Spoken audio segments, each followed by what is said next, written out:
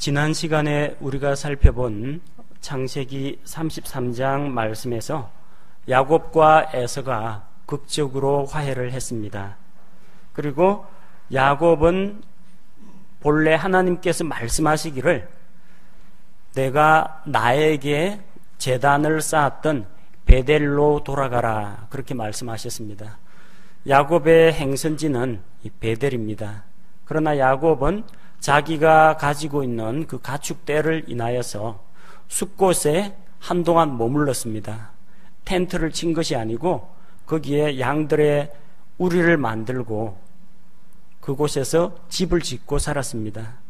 그리고 그쪽에서 다시 요르단강을 건너서 어디로 갔느냐? 가나안 땅에 들어가서 세겜의 도시 살렘에 이르러 그 도시 앞에 장막을 쳤습니다. 원래 행선지는 베델입니다. 근데 숲곳이 한동안 머물고 또 세겜의 도시 그 근처에 또 머물렀습니다.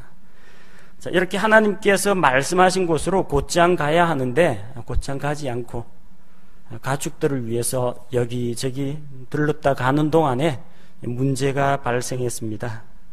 오늘 우리가 34장에서 읽은 말씀에 의하면 야곱의 딸 디나가 세겜에게 몸을 더럽히는 그런 불미스러운 사건이 일어납니다. 야곱의 딸 이름이 이제 디나라고 기록이 되어 있는데 1절 말씀을 보니까 디나가 그 도시에 있는 그 땅에 있는 딸들을 보러 나갔습니다. 이 세상에 있는 다른 이방 민족의 딸들은 무엇을 먹고 어떤 것을 입고 또 어떻게 살아가는지 그 세상에 있는 이런 풍습들이 어떠한지 구경하러 나간 것입니다. 아마도 낯선 환경에 대한 그런 호기심 때문에 세겜 여자들을 보러 나간 겁니다. 보러 나간 그 자체만 가지고 잘못이라고 할 수는 없습니다. 마치 그렇게 하면은 함부로 거리에 나간 여자가 잘못이다. 엉뚱한데 책임을 돌릴 수가 있습니다. 디나 자신에게 책임이 있는 것은 아니지만 디나가 그 당시 이방인들의 풍습, 이방 여인들에 대해서 관심을 가지고 있었는데 그게 사건의 발단이 되었다는 이야기입니다.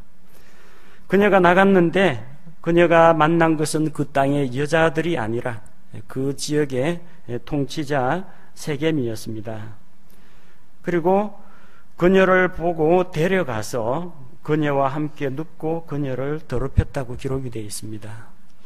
자, 여기에 보니까 뭐 그녀를 협박했다라든지 뭐 칼로 위협을 했다라든지 그런 표현은 나오지 않습니다. 붙잡혀 간 건 아니고 그녀를 보고 데려갔다라고 했는데 아마 여러 가지 좋은 말로 혹은 선물로 그녀의 환심을 사고 자기 집으로 데려간 것으로 보입니다. 그렇게 해서 가족들의 보호와 영향력을 떠나 있는 상태에서 문제가 발생한 것입니다. 세겜은 다른 생각이 없고 디나의 그냥 아름다움, 외모에 반해서 데려간 겁니다. 그래서 그녀의 외모를 보고 먼저 육체적인 관계를 맺은 다음에 그 다음에 그의 마음이 그녀에게 집착하고 연모하는, 사랑하는 감정을 품게 된 것입니다. 자, 엄밀하게 말하면은 이것은 사랑이라고 말하기는 힘듭니다. 사랑이라는 것은 어떤 겁니까? 자기 자신의 모든 것을 희생해서 다른 사람의 필요를 채워주는 것을 사랑이라고 합니다. 사랑이라는 것은 빼앗거나 다른 사람을 정복하거나 갖는 것이 아니라 자기를 희생해서 다른 사람을 세워주고 다른 사람의 유익을 구하는 것, 이것이 성경에서 말하는 사랑입니다. 그러나 이 세겜에 비뚤어진 이 연애 감정은 서로에 대해서 알아가고 대화를 하는 그런 과정이 없이 육체적인 욕망에 의해서 맺어지는 관계입니다. 그리고 그에 의해서 뒤늦게 나타난 좋아하는 마음, 연애 감정이지 이것을 사랑이라고 보기는 어렵습니다. 아마도 이방인들이 추구하는 그런 사랑이라고 할 수는 있겠지만 성경적인 관점에서의 사랑은 아니라는 겁니다. 자, 그녀를 자기 곁에 붙잡아 두기 위해서 세겜은 자기 아버지 하몰에게 부탁을 합니다. 그녀를 아내로 얻고자 이 소녀를 나에게 아내로 얻어달라고 부탁을 합니다. 결혼은 당사자가 하지만 그 당시만 하더라도 부모님이 나서서 서로 양가 부모님이 합의하여서 신부값을 주고 신부를 데려오고, 이런 것이 일반적이었습니다. 그래서 청혼을 넣어달라고 하는 겁니다. 순서가 바뀌었죠. 성경적인 방식은 먼저 부모님에게 자기의 배우자감에 대해서 이야기하고, 그리고 부모님끼리 또 양쪽 집안에서 서로 만나가지고 상견례를 하면서 인사를 나누고 이 사람을 자기 집에 받아들일 것인지 또 딸을 내어줄 것인지 서로 의논하고 결정을 합니다. 그렇게 해서 정혼을 하게 되면은 그 다음에 자기 집으로 돌아가서 신부를 맞이할 준비를 하고, 신부 맞이할 준비가 다 되면 그 다음에 가서 신부를 데리고 오고 결혼식을 하고, 그리고 그 다음에 결혼 잔치를 여는 이런 순서로 진행되는 것이 옳습니다. 지금은 육체적인 결합이 먼저 진행이 되고, 그리고 그녀에 대한 이런 욕정, 이런 탐욕의 마음, 옆에 두고 싶어하는 이런 욕망이 결혼하고자 하는 그런 동기로 발전하게 되었다는 겁니다. 이방인들은 그냥 자기들의 죄악된 본성을 따라서 살기 때문에 이런 문제로 인해서 무슨 죄책감을 느끼거나 그러지는 않습니다. 당시만 하더라도 약탈혼이라는 것이 유행했습니다. 무조건 가서 여자를 납치하거나 빼앗아오거나 강제로 정복한 다음에 그 다음에 자기 아내로 삼는 그런 일들이 많았습니다. 자, 그래서 세겜이 자기 딸 디나를 더럽혔다는 소식이 야곱의 귀에도 들려왔지만 야곱은 아무것도 할 수가 없었습니다. 왜냐하면 자기는 가족들과 하인들과 이런 사람들 합쳐봤자 숫자가 얼마 되지 않습니다. 그런데 그쪽은 하나의 부족 도시 국가를 이루고 있는 그런 집단입니다. 억울한 일을 당했지만 마땅히 항변할 수도 없고 또 맞서 싸우고자 하더라도 그럴 형편이 되지 않는 겁니다. 들에 나가 있는 야곱의 아들들이 돌아오기를 잠잠히 기다리고 있었습니다. 6절에 보니까 정식으로 이제 혼담을 넣기 위해서 하몰이 야곱을 찾아옵니다. 세겜의 아버지가 아들에게 신부를 얻어주기 위해서 청혼을 하러 찾아왔습니다. 야곱의 아들들은 이 일에 대해서 대단히 분노를 했습니다.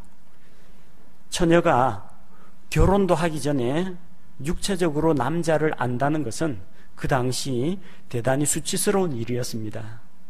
또한 그렇게 하는 것은 창녀하는 그런 일이었기 때문에 이것은 이스라엘에게는 대단한 불명예가 되었습니다. 그것도 디나가 마음에 두고 있던 그런 사람도 아니고 사랑하지도 않는 사람에 의해서 강제로 능욕을 당했기 때문에 그 오빠들의 분노는 더욱더 컸다고 할 수가 있습니다. 자, 하몰과 세겜이 찾아와서 야곱에게 서로 두 부족이 통혼하기를 요청했습니다. 세겜과 디나가 서로 맺어지고, 그리고 그 이후로 야곱의 가족들과 세겜 사람들 사이에 서로 결혼을 통해서 서로 교통하기를 원했던 것입니다. 만약 그렇게 허락만 해준다면은 자기들의 땅을 내어주겠다고 했습니다. 또 서로 간에 교역을 하는 것, 매매 거래를 하는 것도 허락을 하겠다고 제안을 했습니다. 어떻게 보면 좀 귀가 솔깃한 제안일 수도 있습니다. 하나님께서 아브라함에게 이 가나안 땅을 주겠다고 약속을 했어요. 도대체 그 땅을 언제 주실지 보이질 않습니다. 받은 게 없어요. 있다면 야곱이 자기 아내 아브라함이 자기 아내 사라를 장사 지내기 위해서 헤브론에 있는 막벨라 굴과 그 주변에 있는 밭을 구입한 거, 그게 전부입니다. 조상 아브라함 때문에 아브라함이 샀던 땅 그것만 있지, 이삭도 야곱도 유랑민 생활을 했습니다. 목축을 하면서 유목을 하면서 이리저리 떠돌아다녔지 자기들의 땅이라고 할 만한 그런 땅이 사실상 없었습니다. 땅을 주겠다는 제안이 들어왔어요. 만약에 이 야곱과 그 일가족이 여기에 혹해가지고 그 제안을 받아들였다면 하나님께서 주시겠다고 한 그 약속을 기다리지 않고 여기서 부족과 동맹을 맺거나 결탁을 해가지고 서로 통혼을 하면서 그 땅을 얻게 되었다면 나중에 가나안 땅에서 그 이방 민족을 쫓아낼 수가 없었을 겁니다. 이 사람들은 히위 족속 사람들입니다. 나중에 같이 서로 연합이 되어 있으면은 히위 족속을 쫓아내지를 못하게 됩니다. 자, 이런 제안에 대해서 귀를 기울이질 않습니다. 세겜과 하몰은 지금 상당히 그쪽에서 몸이 달아 있는 상태이기 때문에 결혼 지참금과 신부를 데려가는 대신 결혼 지참금과 아무리 많은 선물을 요청할지라도 원하는 대로 주겠다고 제안을 했습니다. 야곱이 지금 문제 삼고 싶은 것은 이 잘못된 처녀를 데려다가 함부로 욕보인 이 문제를 다루고자 하지만 이 히위 족속 사람들 세겜과 하몰의 요구는 어떻게 해서든지 이 결혼을 성사시켰으면 좋겠다라는 그쪽에 관심이 가 있는 겁니다. 자, 이렇게 된 배후에는 크게 볼 때 사탄의 음모가 깔려 있다고 볼 수가 있습니다. 만약 이렇게 해가지고 야곱의 일가와 세겜 사람들이 서로 씨가 섞이게 되면은 아브라함을 통해서 메시아를 보내주시겠다고 하신 그런 하나님의 약속이 흔들릴 수밖에 없다는 겁니다. 아브라함의 씨를 하나님을 믿지 않는 이교도들의 씨와 이제 섞이게 하는 겁니다. 그러면 이교도들이 가지고 있는 우상숭배의 그런 풍습과 온갖 좋지 못한 이런 행실들이 이스라엘 가운데 자연히 스며들게 되는 겁니다. 하나님의 백성 이스라엘을 범죄하게 만들고 타락하게 만들 수 있는 그런 빌미를 제공하게 되는 겁니다. 겉으로는 지금 세겜과 하몰이 문제를 일으킨 것으로 되어 있지만 이렇게 여자에 대한 욕심과 욕정 이런 걸 가지고 강간 사건을 저지른 이 배후에는 사람의 욕망을 부추기는 이 사탄의 간접적인 개입이 있었다고 볼 수가 있습니다. 자, 이 제안에 대해서 야곱의 아들들은 서로 통혼을 하자라는 제안에 대해서 1차적으로 거절을 합니다. 우리와 너희는 다르다. 그런 다르다는 차이점을 내세워서 거절을 합니다. 야곱의 아들들 생각으로는 지금 세겜과 하몰 이 일가를 그냥 다 징벌을 했으면 좋겠는데 누이가 더럽힘을 입은 것에 대해서 복수를 했으면 좋겠는데 할 수 있는 능력이 없습니다. 숫자가 적기 때문에 세겜에 있는 모든 남자들을 상대로 해서 전면전을 벌일 수는 없습니다.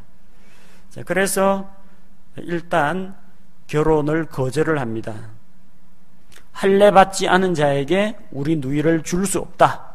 시집 보낼 수 없다라고 하는 겁니다. 뭐 어떻게 하면 결혼을 할 수 있느냐? 15절에서 17절 말씀처럼 너희 이 부족, 이 도시 모든 사람들이 모든 남자가 할례를 받고 우리와 같이 되면 그때는 결혼할 수 있다는 겁니다. 너희가 우리와 같이 되면 서로 통혼해서 한 백성이 될 수가 있고 만약에 너희가 할례 받기를 거절한다면은 우리는 누이 동생 디나를 데리고 여기를 떠나겠다고 이야기합니다. 사실 이들과 한 백성이 된다는 것은 있을 수 없는 일입니다. 어떻게 믿는 자와 믿지 않는 자가 멍에를 같이 맬 수 있겠습니까? 하나님의 성전과 우상의 제단이 어떻게 같이 있을 수가 있습니까? 불가능한 일입니다. 제 아무리 그들이 몸에 상처를 내서 할례의 흔적을 남긴다고 할지라도 그들 가운데 그들의 마음이 하나님 앞에서 할례를 받고 주께로 돌아오지 않는 이상 이 사람들은 한 백성이 될 수가 없다는 것입니다. 그런데도 우리와 같이 되면 하고 이렇게 이야기한 것은 그들을 속이는 것입니다. 안 된다는 거 알고 있습니다.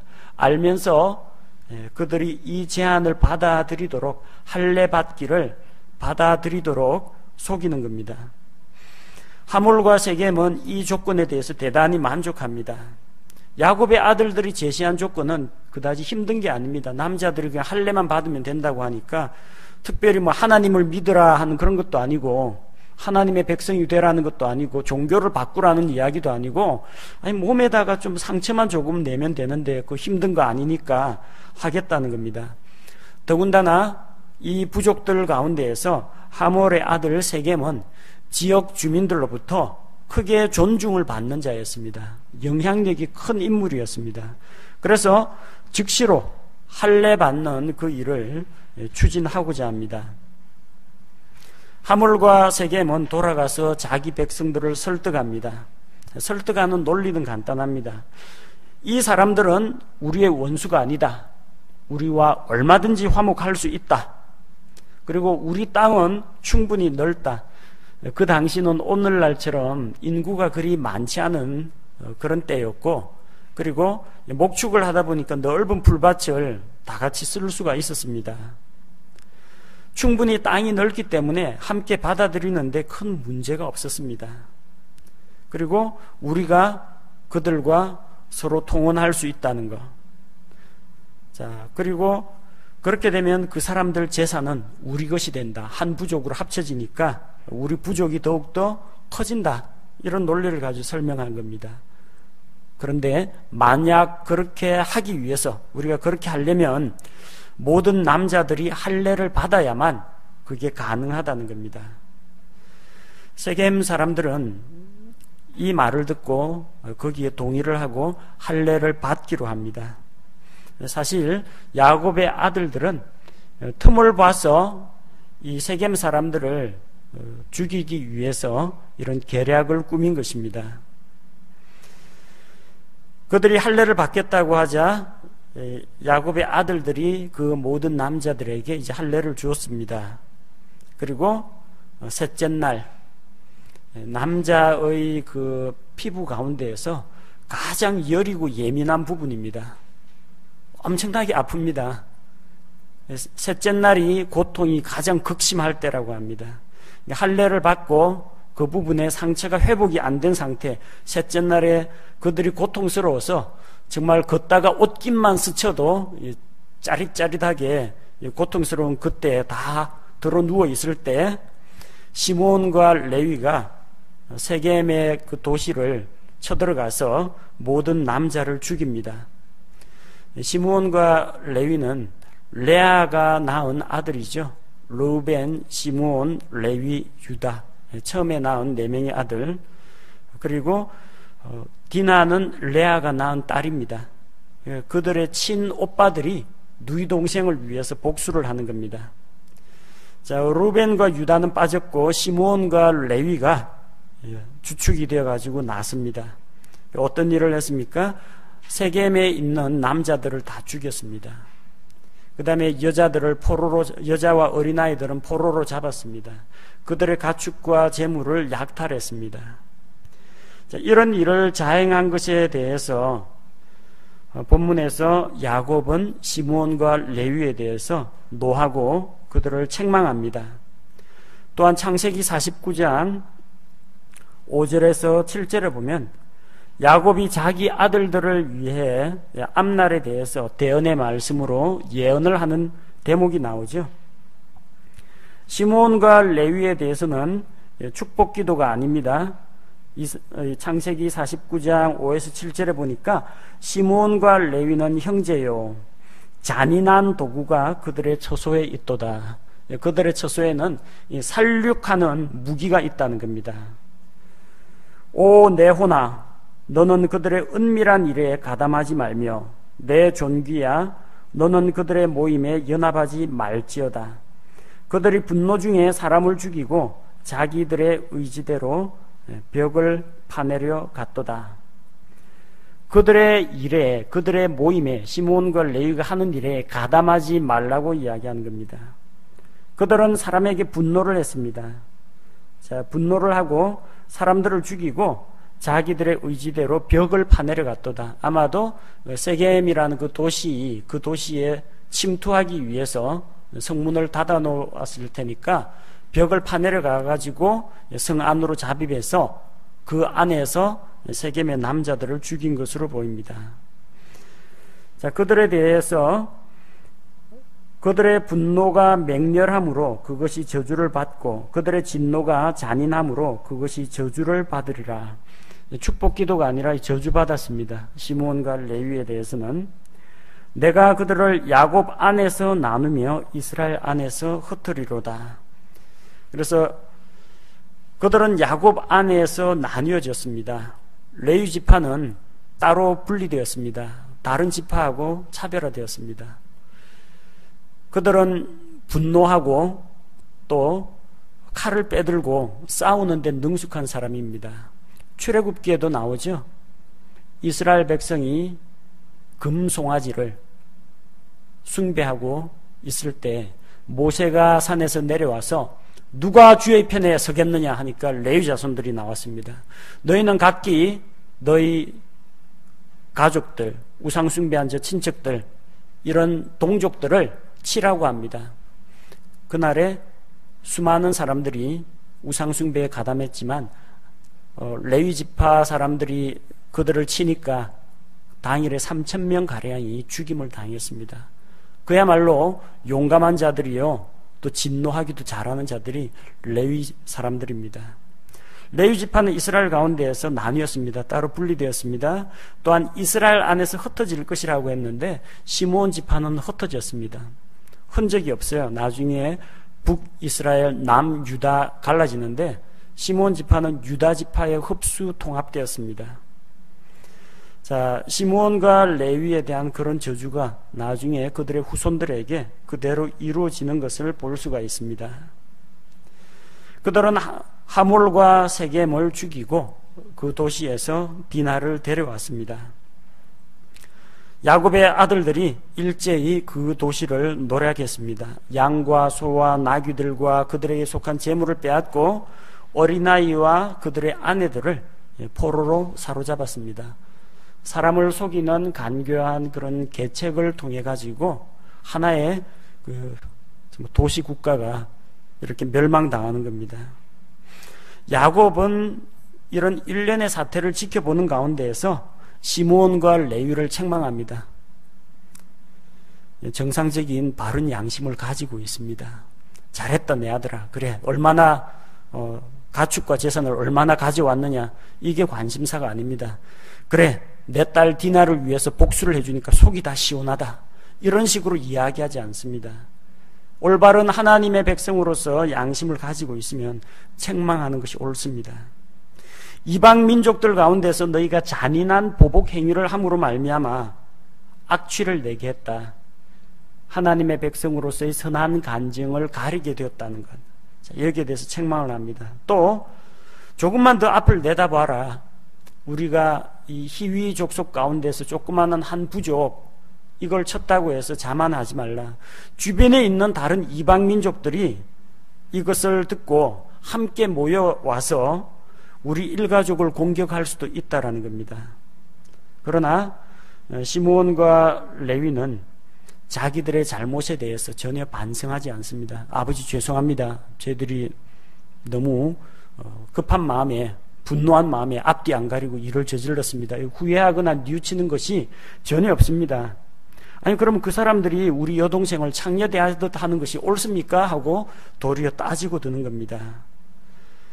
자, 그들이 회개하지 않고 뉘우치지 않으니까 결국은 창세기 49장에 가서 그들에게 저주가 임하게 됩니다. 창세기 34장 말씀은 디나로 인해서 빚어진 큰 사건, 디나가 더럽힘을 받은 그 사건이 결국은 세겜 사람들을 그냥 진멸하는 이런 대살육으로 끝나는 것으로 마무리를 짓습니다. 자, 어쩌다가 이런 일이 일어났습니까?